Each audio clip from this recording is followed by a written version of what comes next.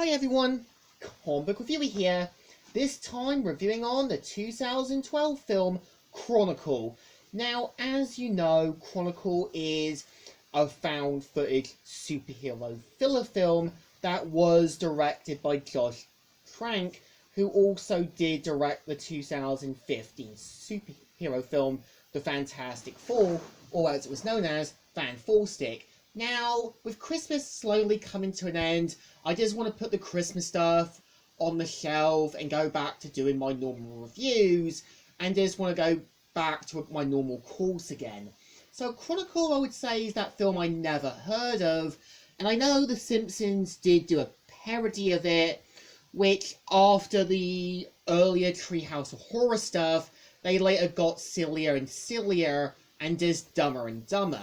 And after picking up the film off eBay, I think the film definitely works, because I think to me Chronicle is like a cautionary tale that there are just people who should or shouldn't be given powers. So the premise of the film is meant to follow friendless Seattle teenager Andrew, where he's basically bullied. He has an alcoholic father and a loving mother who is battling cancer. And we kind of see over the film that we see how his cousin Matt tries to stand up for him, and we kind of also see how the local popular guy Steve come together, and after a party, we see how they end up finding a meteorite down below a large cave. And this is where they get powers.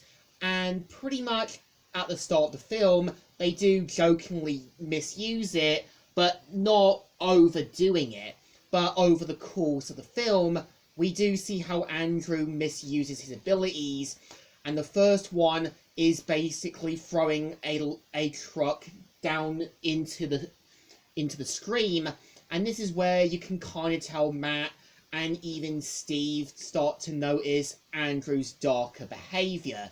And I think the film works because I think the thing with comic books is sometimes there are people who start off with powers, some of them can use them for good, or some of them believe that they can do whatever they want.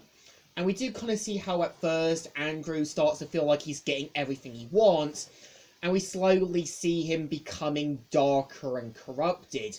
We even see him identifying himself as an apex predator, even showing no concern or care for the people he hurts. And when we also do see how Andrew disguises himself with his father's firefighter gear, even sort of overusing his powers, it kind of becomes clear that Andrew is too far gone to be helped. And you do see Matt feeling responsible for whatever happens to Andrew. And I think the film does remind me a bit of Spider-Man, the new animated series, or The Amazing Spider-Man 2. I think the point of Max Dillon in both those continuities was meant to show what Peter would have become if he had used his powers for the wrong reasons and became a darker version. And I think what made Spider-Man, the new animated series, work was, much like Matt, you did see Peter shocked and even appalled at what Max had become. You did see him trying to calm him down, similar to what Matt did. And I think what with the film doing found footage stuff does work, because it takes a break from aliens, paranormal stuff, and just showing you a group of teenage friends in Seattle filming what they've been going through. And I think it's also kind of implied the reason why Matt or his parents never really helped Andrew and Richard. It kind of gives you the impliement that Matt's parents might have isolated themselves from Richard, probably knowing about his violent behaviour, and were probably powerless to kind of get Andrew out of the house. I think what kind of makes the film work is that there is a difference between Andrew and Matt. We see how Andrew believes that when he has powers, he starts off joking around, but later becomes darker and darker. But over the course of the film, we do see Matt trying to make Andrew realise they can't use their powers for the wrong reasons. And you do see Matt kind of now realising how far Andrew became corrupted. Well, we did see Steve try to calm Andrew down, but was far too late to help Andrew. I think the film works because there is a cautionary tale that people don't start off awful until people bring them to their breaking point, and that sometimes, yeah, being given powers can corrupt you or turn you into something far worse. And I think to me is that Chronicle definitely works as a film.